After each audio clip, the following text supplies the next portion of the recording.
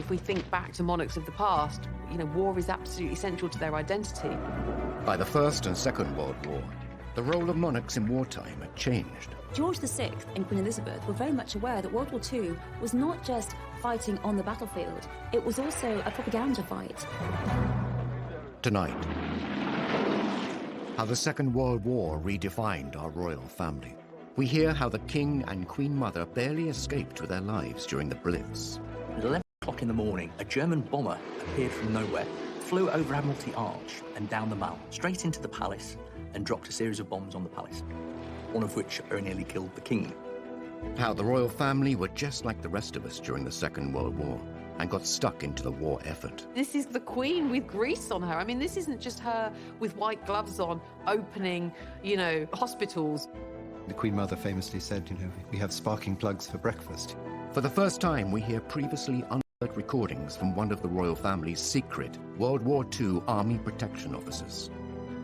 It was so top secret that we couldn't talk to anybody, couldn't be seen by anybody. And the new relationship that blossomed between the royal family and the British public. From the low point of the abdication, when they'd been called for republic, here we are just 4 years later, and the King has somehow come to represent the whole spirit of the country, that resilience, that fighting spirit, that we can do it.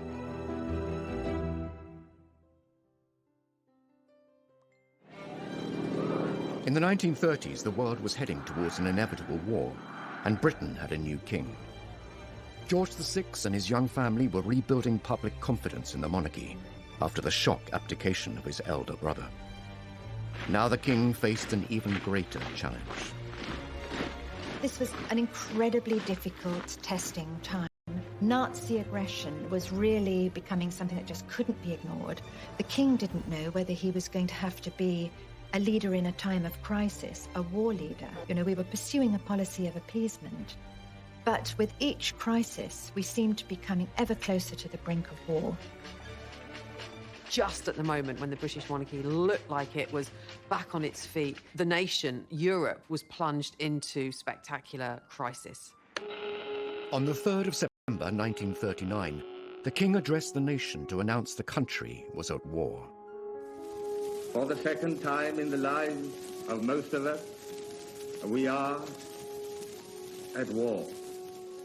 As he spoke, the words were hesitant, and there were long gaps, and the delivery was flat. Goebbels, Hitler's propaganda minister, wrote in his diary, another speech, it looks as though it's symbolic of the whole country, a sign of weakness. This would prove to be a miscalculation by Germany. King George VI was far from weak. As a young prince, he had fought for king and country. He was no stranger to the theatre of war.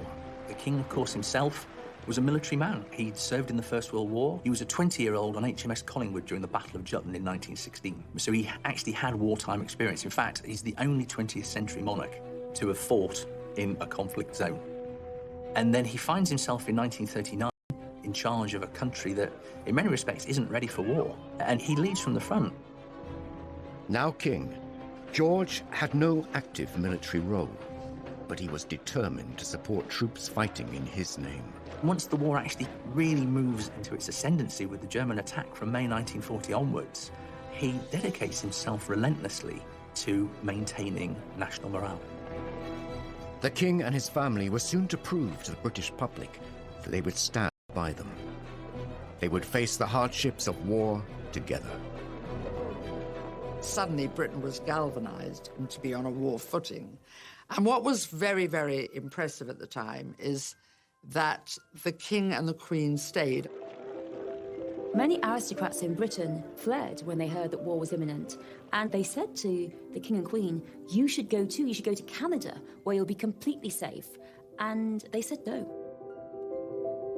The Queen made an announcement, the children won't go without me. I won't leave the King, and the King would never leave under any circumstances. The royal family embarked upon their own mission to raise the morale of the troops and of the public. They visited factories, they visited munitions, they visited troops all over the country. By all reports, the days that followed, productivity rates went up. There was a real sense that they galvanised people and given them a sort of new sense of vigour. Sequel to the Big Blitz, the visit of Their Majesties the King and Queen to districts in East London which suffered very severely. George VI and Queen Elizabeth were very much aware that World War II was not just fighting on the battlefield, it was also a propaganda fight. When they went around these bomb sites, people were just amazed. There was the Queen in all her jewellery and her furs, and on one occasion, there was a little dog who was half buried under rubble, and the dog was absolutely terrified, and no one could get it out. And the Queen knelt down, and she coaxed that little dog out of the hole. I mean, then there was cheers from all the crowd, and it's just little things like... Was not the only focus for the Luftwaffe. Coventry in the West Midlands had suffered a number of small attacks. On the evening of the 14th of November 1940, 500 German bombers flew over the city, dropping their bombs. The city, having been mercilessly bombed throughout a whole night without regard to military targets, now presents a grim appearance of devastation. Hundreds of civilians lost their lives. I mean, it was more intense bombing than anyone had yet experienced. In fact, Goebbels introduced a new word in the lexicon of horror to Coventrate, because 500 tons of high explosive bombs were dropped in one night. The city was just ablaze. It was a torch. You could see it 100 miles away. Nearly 600 people killed, and he was there immediately after to visit what was left. And apparently there's a story that these dazed, blitzed people who sort of had been bombed only a short time before all broke out into singing the national anthem. And remarkable man. The royal family's decision to remain in Britain meant that they were a direct target for the Third Reich. Though they were heavily guarded, George VI was keen to make sure that they could protect themselves if need be. The king insisted that everybody be trained in how to fire pistols and rifles. Both he and Queen Elizabeth trained every day by all accounts. The Queen Mother, Queen Elizabeth, she used to practice by shooting rats and was very proficient at targeting rats. She was not just this kind of like passive, wife of the monarch. She was there going, I might not be on the front line, but if you guys come into my back garden, I'm going to be ready for you.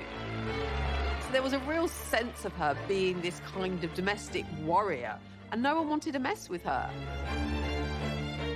Not for nothing did Hitler describe her as the most dangerous woman in Europe.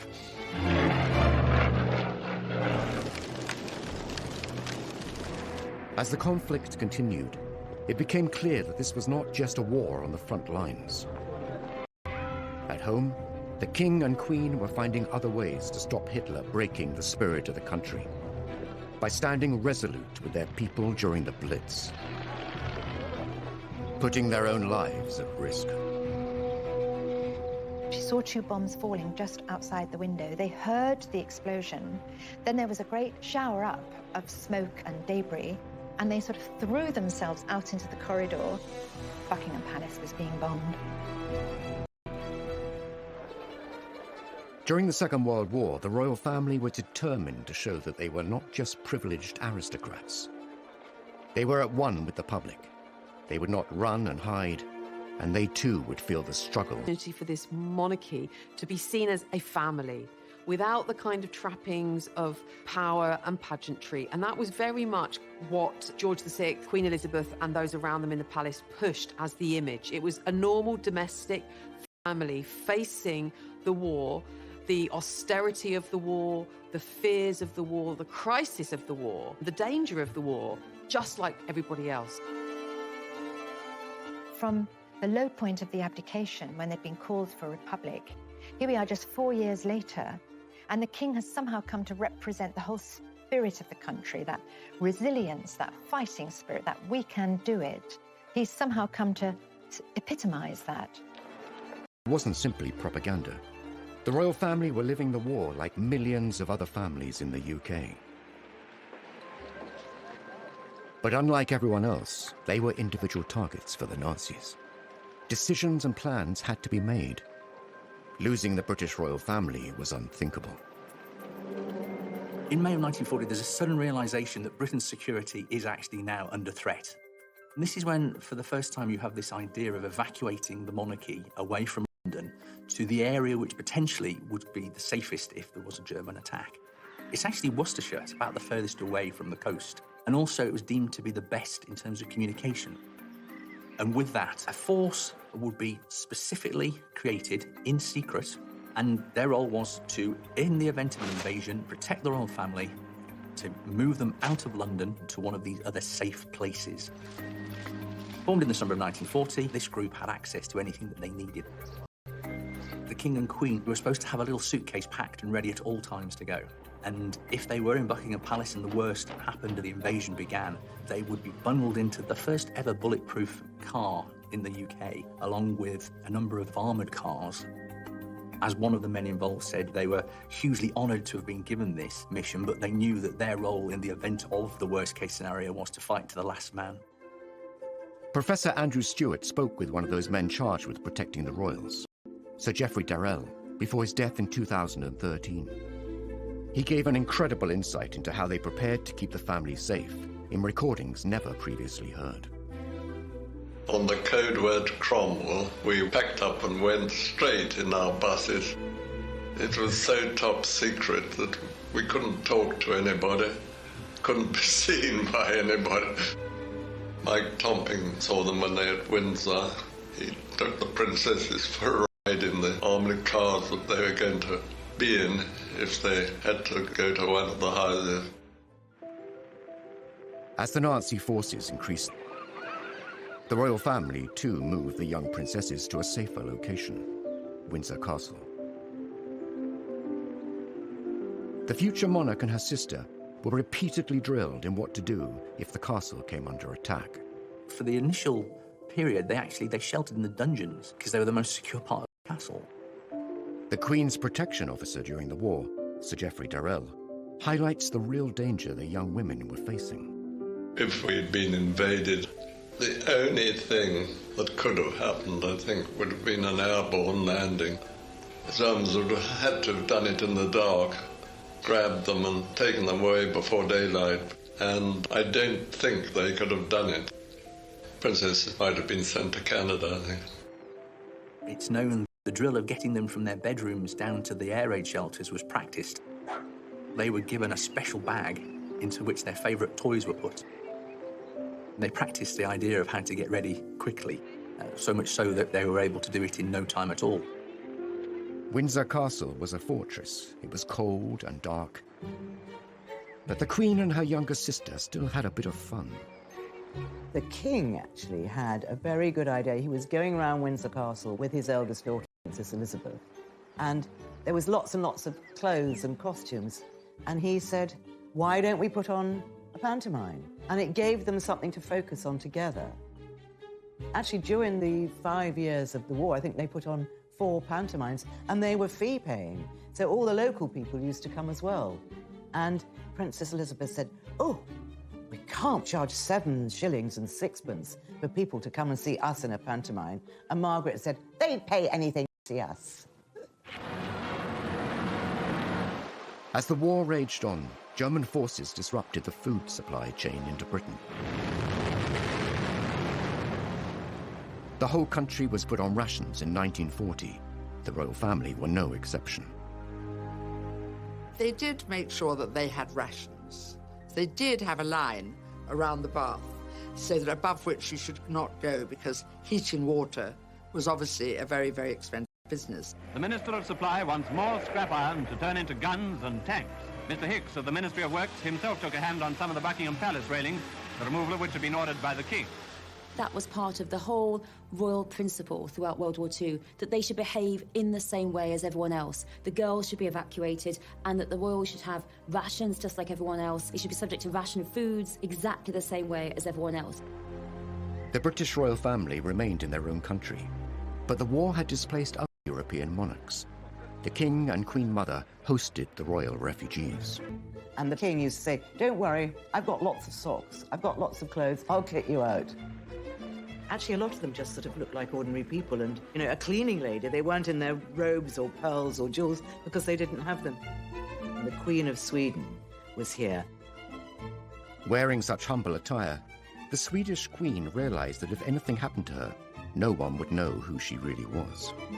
She had a bit of card made, and she put it in her purse whenever she was on public transport, and it said, "I am the Queen of Sweden."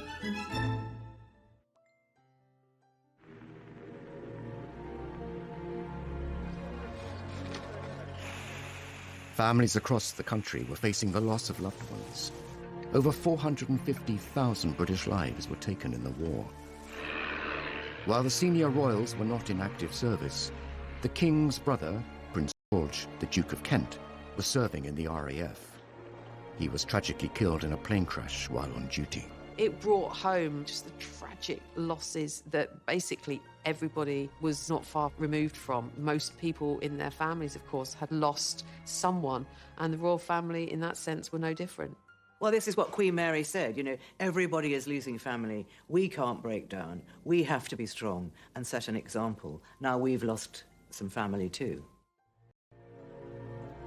So many people had lost husbands, sons, brothers. They didn't feel they could call attention to their loss. It was just a very small funeral.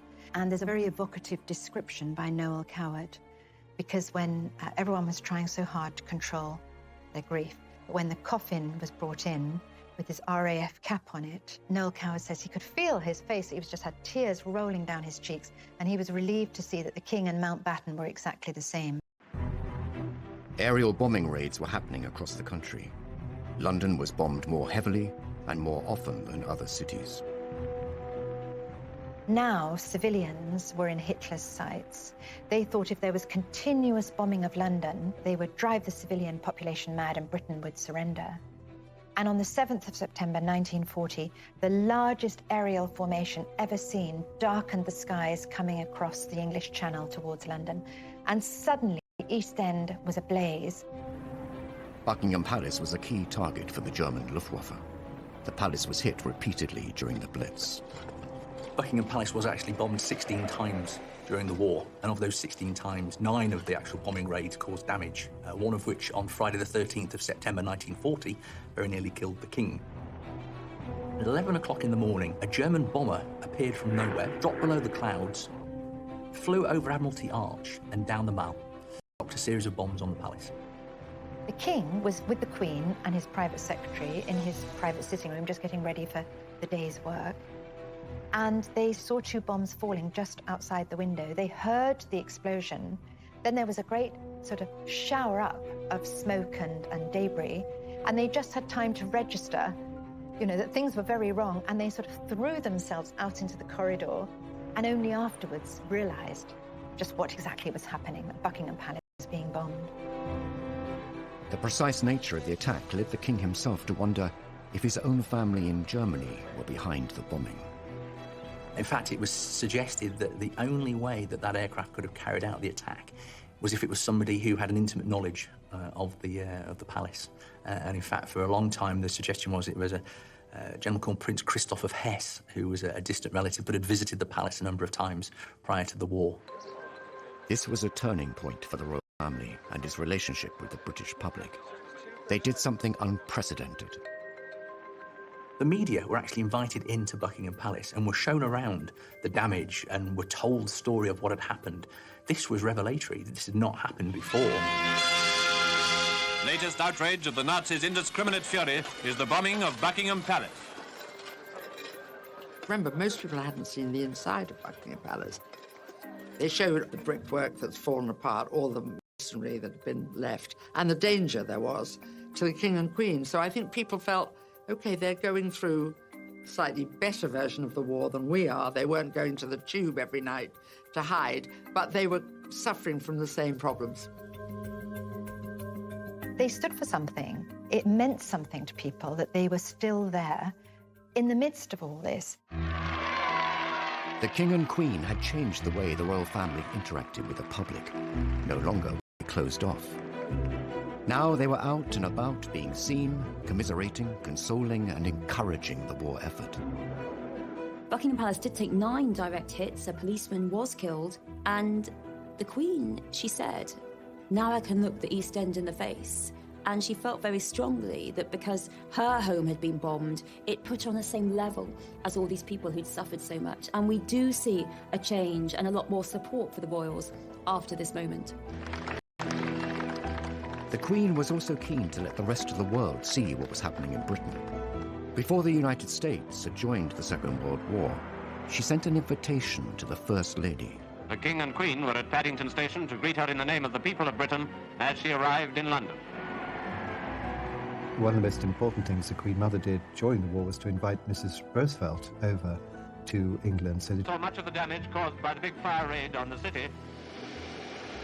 You get a real sense that, austerity was happening even in Buckingham Palace, reading her account. Queen Elizabeth had moved out of her rooms to give her guest her rooms, and they were palatial, but bracingly cold. You could see your breath. There was one little electric fire with just a thin orange glow.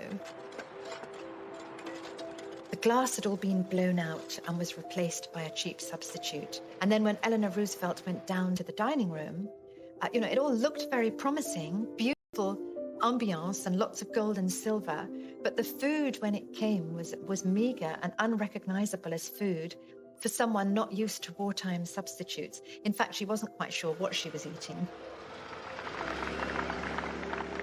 everything's boarded up and there's nothing very grand about Buckingham Palace. It's all, completely bleak.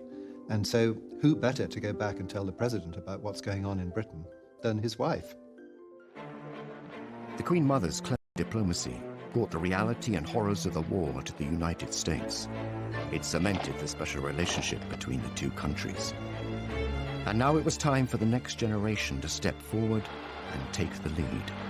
Every Allied newspaper had a picture of the future Queen and her spanner and her ambulance. I mean, this was really quite feared because look at this. She's ready. She's out there. She'll go to the front and she'll risk her life if she has to for the war effort.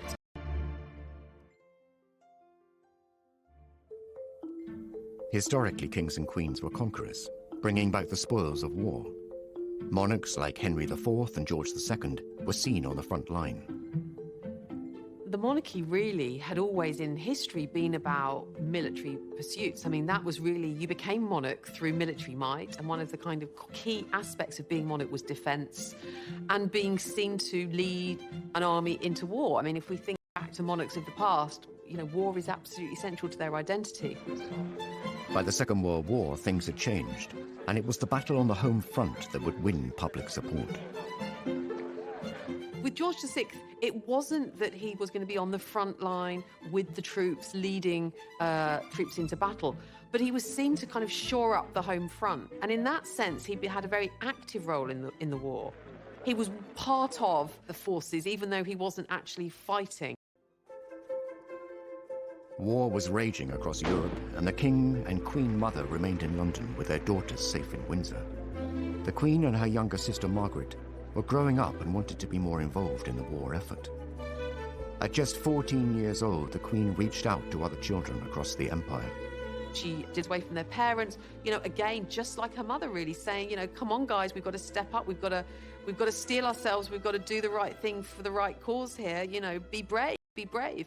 My sister and I, all of us children who are still at home, think continually of our friends and relations who have gone overseas, who have travelled thousands of miles to find a wartime home and a kindly welcome in Canada, Australia, New Zealand, South Africa, and the United States of America.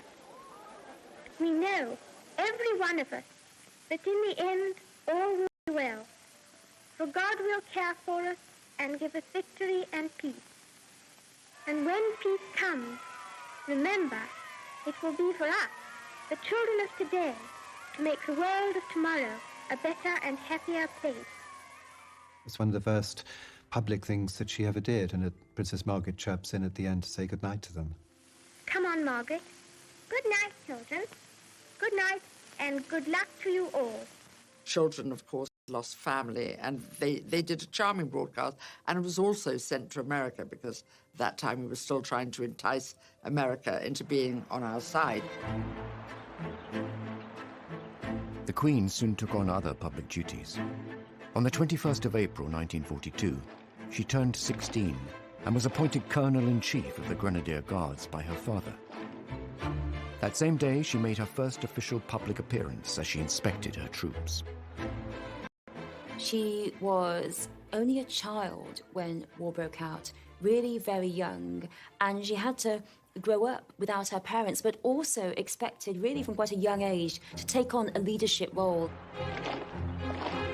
That was her first big responsibility, and so she took a great interest in her regiment and, very much involved with their activities. In 1945, aged 18, the Queen insisted on joining the Auxiliary Territorial Service, the women's branch of the British Army. Women were suddenly supposed to go to work, to go to the factories, to learn to be mechanics while the men were away fighting. And, the Queen and Princess Elizabeth were like, well, I'm just going to do the same thing. And so it was very much, if it's good enough for them, it's good enough for us, and we're no different. We don't require special treatment. She was absolutely determined that she would go out there and join in with other girls. Even if she couldn't do it, even if it was difficult, even if she made a fool of herself, she didn't care. She wanted to go out there and do her duty. George VI had said, hold on a second, no, this is not a job for you. And Princess Elizabeth, of course, our current queen, was like, absolutely not. I'm rolling my sleeves up. I want to join. I want to enter the war effort. And of course she did. And we see that amazing footage of her. She had to undergo 6 weeks of training. And 6 weeks of training were all about trucks, because that's what the ATS did. They drove people around, troops, bits of equipment, whatever the army needed, round in trucks. The Queen Mother famously said, we have sparking plugs for breakfast, so the Queen was obviously very interested in all that. The Queen rose quickly through the ranks. In a matter of months, she was promoted to junior commander, the equivalent of army captain. She just seems to be this sort of ageless icon. But when you look at her role in the war, she was this attractive woman, but a kind of active woman who was dressed in khakis, who was dressed in overalls. This is the Queen with grease on her. I mean, this isn't just her with white gloves on, opening, hospitals or, unveiling plaques. This is her actually doing a job of work. She served. She was the first, woman royal to be in the armed forces. So she led from the front. She delivered and she did what she needed to do. And I suppose she's lived that out ever since. And her remarkable longevity and sense of duty. And I think the Queen never took the easy path. And it would have been quite easy for her not to join the ATS, to stay in Windsor Castle with Margaret. Images of the future Queen in overalls driving large vehicles were widely distributed and became a powerful propaganda tool. The picture of the young Queen in her ATS uniform training for this difficult, dangerous work, that really cannot be underestimated, what effect it had on the morale of the people and also on the morale of the enemy. The fact that the future Queen was not protected, not wrapped in cotton wool, that she'd suffered bombings, that she'd been through it all, and now here she was training to go out on the front. Every Allied newspaper had a picture of the future Queen and her spanner and her ambulance. This was really quite feared, because look at this. She's ready. She's out there. She'll go to the front and she'll risk her life if she has to for the war effort. She's always said she had a very happy time meeting other girls who'd volunteered and worked for the ATS.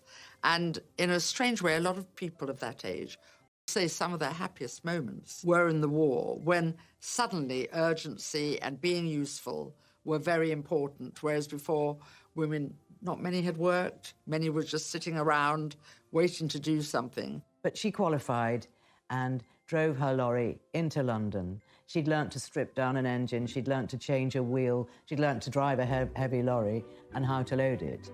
And she proudly drove into London. Apparently she went round Piccadilly Circus twice. Wasn't sure how the roundabout worked. It wasn't all work and duty for the Queen. Romance was blossoming.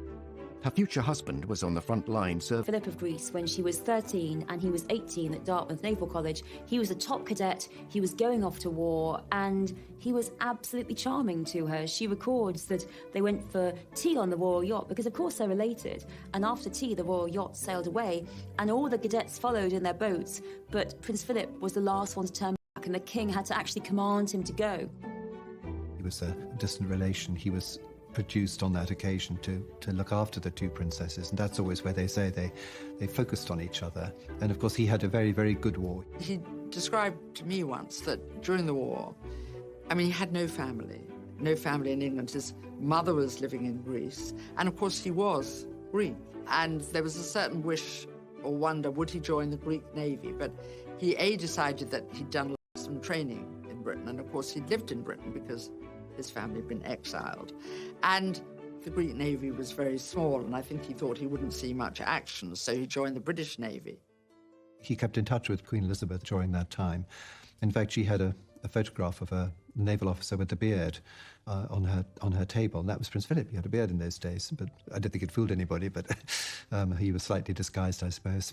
The war creates and cements the romance between Philip and Elizabeth. They don't see each other much, but they think about each other a lot. In July 1942, while second in command of HMS Wallace, Philip made history when he devised a plan that would save all on board. He was to become a war hero. Philip played a really immensely important role in the war in various ways, but perhaps no more so than the Allied invasion of Sicily, when there was a real danger that his ship was going to be bombed by the German Air Force.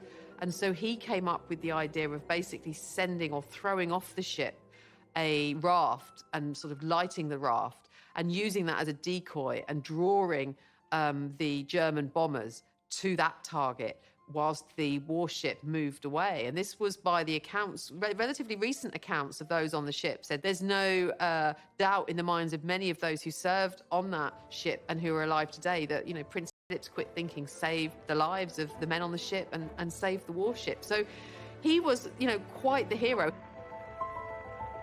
The Second World War created many heroes, and the king would find a way to honor them all.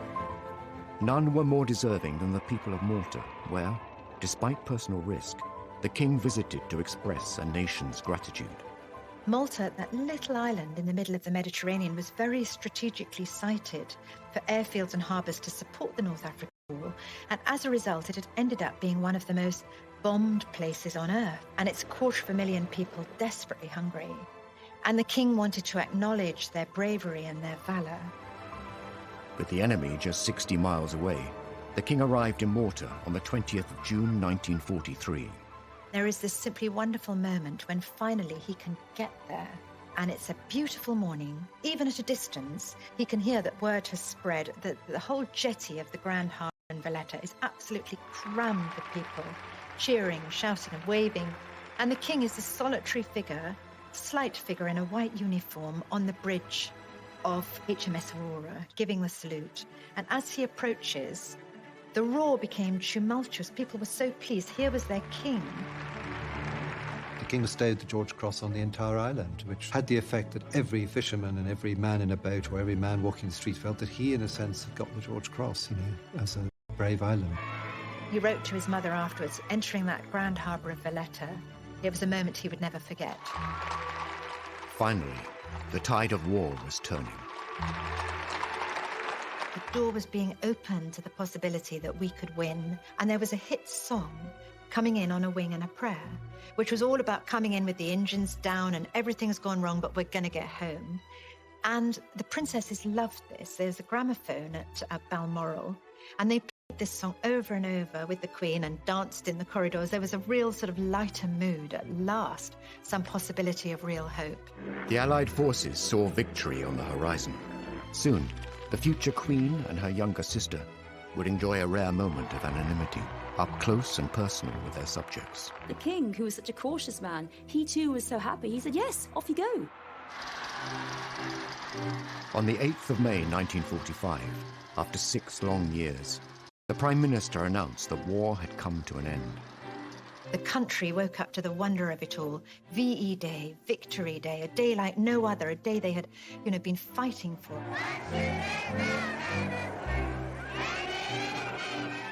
VE Day was the day where another radio broadcast address from the king, and of course this time the king not saying it's going to be a long and difficult time ahead, stay strong, announcing instead, of course, victory, that the war was over. Germany, the enemy who drove all Europe into war, has been finally overcome. This led to huge outpourings of national jubilation and adulation for the royal family. And, you know, in the sense that the royal family had been central during the war to the war effort, they were also central to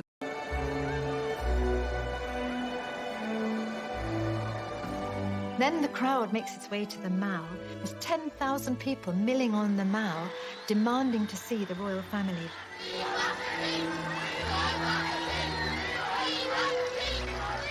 After years bound by the constraints of war, the future queen and her sister Margaret were desperate to get in amongst the celebrations. This day marked an amazing moment. There were crowds. Everyone rushed into the streets. It was this great moment. And the two princesses said to the king and queen, "Can we go outside with all those people?" And the king, who was such a cautious man, he too was so happy. He said, "Yes, off you go." And that seems unbelievable because it was absolute chaos outside. The young queen went out in her ATS uniform, and initially she'd pulled her cap down, but then she was told she couldn't go out with the uniform incorrect. She had to put it back up, and she was a bit concerned that people would recognize her. But everyone was so excited and so happy that they just didn't care. And the Queen actually spoke about this many years later. She talked about how marvellous it was. Everyone swept along in this tide of happiness and relief. And it's an amazing story that Margaret and Elizabeth, they go out there. They're out there in the crowds, these people rushing round, and they shout, "God save the King, God save the Queen," with everyone else.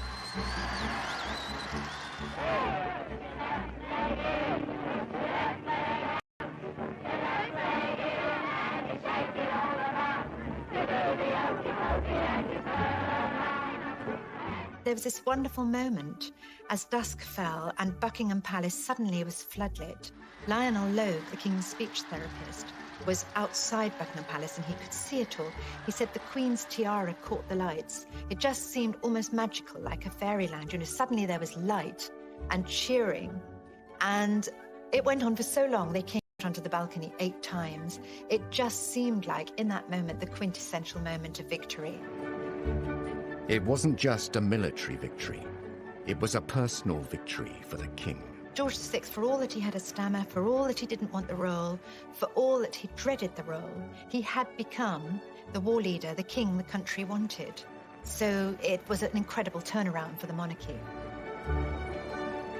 The great irony is that George VI was never supposed to be king. And on paper, he did not have the credentials of a king, but he was in fact made for the moment. He was actually exactly what Britain needed at that time. Almost as soon as the war is over, people turn their attention to the princess, to the heir, and her wedding, of course, 2 years after the end of the war, is all about light and rebirth. Elizabeth is crowned queen just 7 years later. Each year, she stands alongside the servicemen and women in solidarity and remembrance, as her parents once did.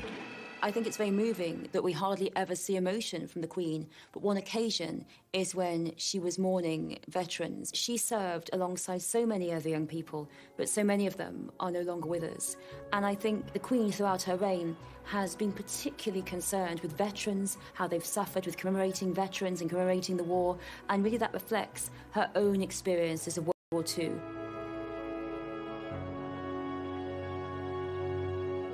There's something so authentic about it. There's something that she is living or reliving the experiences that she's had. And there is no doubt that the respect that the Queen commands among a certain generation is because of her having lived through the experiences of World War II shoulder to shoulder with them.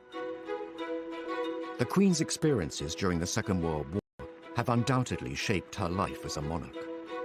World War II is absolutely central to an understanding of the Queen, who she is, where she's come from, and why she has the sense of duty and devotion to the realm, to the national spirit.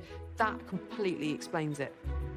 For the Queen, watching her father step up to the role of king and lead during the Second World War has instilled an unwavering commitment within her.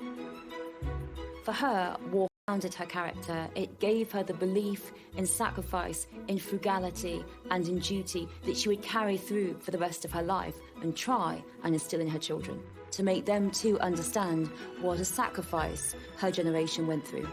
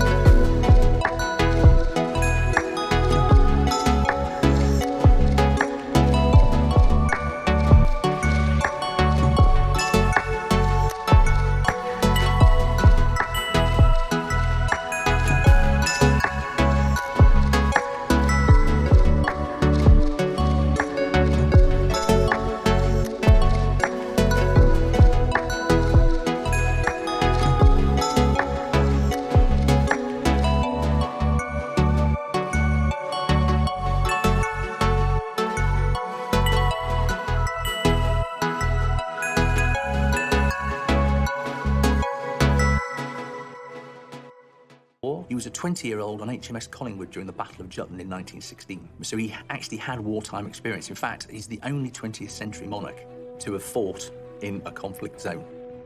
And then he finds himself in 1939 in charge of a country that, in many respects, isn't ready for war. And he leads from the front.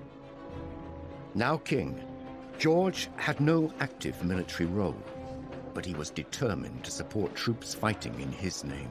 Once the war actually really moves into its ascendancy with the German attack from May 1940 onwards, he dedicates himself relentlessly to maintaining national morale.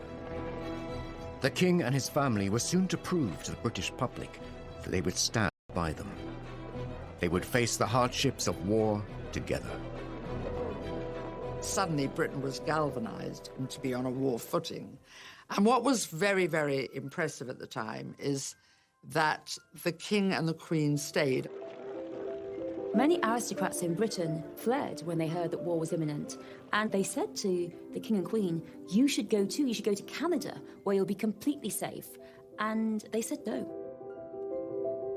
The Queen made an announcement that children won't go without me.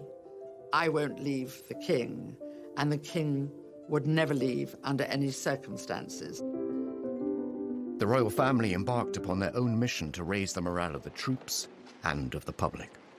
They visited factories, they visited munitions, they visited troops all over the country. By all reports, the days that followed, productivity rates went up. There was a real sense that they kind of galvanised people and